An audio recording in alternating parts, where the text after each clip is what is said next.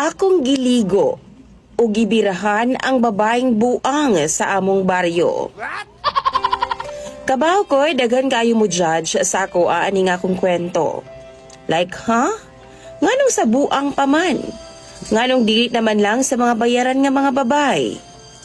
Ang pangutana, libre daay sila. Pwede daay sila sa mga sama na akong why ika-afford halos sa pagkaon matag adlaw. Maayong adlaw kanimo DJ Sam, ingon man sa tanang namati ning imong programa. Tawagan na lang ko sa pangalang Anil. 32 anyos ko DJ Sam ug itago na lang ang akong lugar kay basin unyag dunay magduda nga taga-amua. Ulaw pod sa akong bahin DJ Sam. Kini dako kaayo ning problema nako.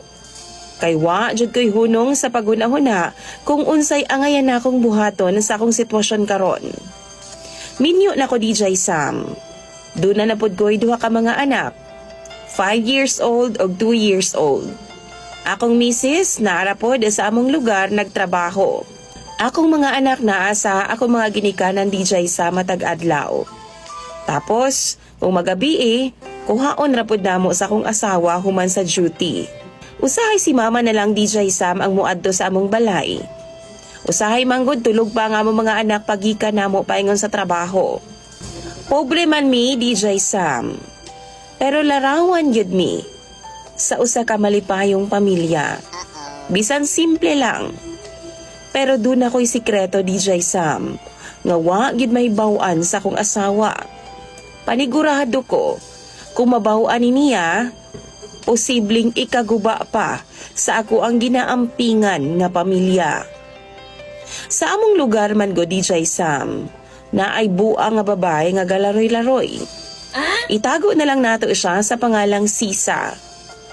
Minyo na si Sisa DJ Sam, pero gibiyaan siya sa iyang bana kay nalisuan lagi sa pangisip. Ug iyang ginabuhat no maglaroy-laroy na lang bisan asa. Siguro ni adto nga time, hapit na siya mga 40 tahon ang edad DJ Sam. Wa man pud ko kay bawog yun sa iyang tinuod nga edad. Ni adto pod nga time, 22 anyos pa lang ko. Nagtrabaho ko sa usa ka car washan sa among lugar. Usa ka kadlaw niya na DJ Sam. Nakamata na lang ko kay nagpusak-pusak man ang tubig sa among car washan. Akong gigawas. Stay in man ko DJ Sam. Sa dihang pagtanaw na ako si Sisa man di ay. Enjoy kay siya sa iyang pagkaligo DJ Sam sa gawas. Nagduwa-duwa sa iyang tabadiday. As in hubo gyud siya tanan DJ Sam. Wa gyud bisan panty. Lalaki ra pod ko DJ Sam. Baka kitag hubo nga babay mag-wild gyud din taon nga akong iro nga gitaguan. Gisemyasan ako siya DJ Sam ug ana-ana mi. Nitando man pud siya. Niduol pud siya nako. Dito gibirahan ako siya taman sa likod sa karwasyan na DJ Sam. Sakto kay ngit-ngit-ngit pasab ni adto nga time. Pila ka beses nga ingon ato ang eksena DJ Sam. Dito man siya tigliguan makadlawon. Hangtod pila ka adlaw na po siya ning balik. Gikulong na po di ay siya sa iyang pamilya DJ Sam. Ug balita na ako, buntis daw ug nanganak si Sisa.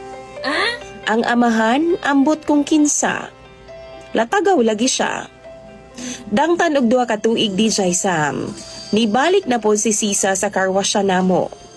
Naligo na pud siya ug matag higayon nga buhaton to niya, ako pud siyang mabirahan. Usahay siya nagani ang musenyas ug ana-ana sa iyang kamot DJ Sam sa akua. Hangtod nga naanad na lang ko sa ato nga setup. Niabot gani ang time no nga ginahulat na nako ang higayon nga moadto si Sisa sa akua. Nadakpa na pud siya sa iyang pamilya DJ Sam ug nasayran nga buntis na pud sa ikaduhang higayon. Si Sisa DJ Sam latagaw kay naay mga panahon nga makagawas man siya kay magpabuot-buutan lagi daw DJ Sam. Pero style ra di ay na niya. Kay aron nga makadagan siya ug di gyud siya igkita pila ka adlaw sa iyang pamilya. DJ Sam, nakauli lang siya diyang nasakpan sa mga tanod sa mong lugar. Lisod po siya dakpon, kay mamato man og bato. Karon DJ Sam na ulian si Sisa. Baguhay lang nako siyang nakita nga namaligya og gulay, kauban ang usa ka bata. Og paska gid akong kurata DJ Sam. Kay nakita nako ang iyang kauban nga batang lalaki. Sama jud nako gnaw ni adtong bata pa ko. Dawa kaila si Sisa nako DJ Sam. Tinuod jud di ay siguro no, kung mabuang ang tao wa kay mahinumduman kung maulian na. Patay mali rasab ko DJ Sam, kay wa magyud siya mahinumduman. 5 ka buok ang iyang anak, 3 sa iyang bana, ug kung giswerte ko, 2 tong akoa. Wa pa ko kakita sa isa DJ Sam. Balita lang nako lalaki po daw. Pero naghuna-huna baya ako oy nga ako agito sila. Wa man pud siguro lain nga mobira kang Sisa ni adto mga panahon na DJ Sam. Sukad nakita nako ang iyang anak DJ Sam. Wa nako maundang pa og hunahuna sa iyaha. Tagagabi ginaisip nako nga basin ako agi di ay sila. Mao nang mangutana kog unsay buhato nako.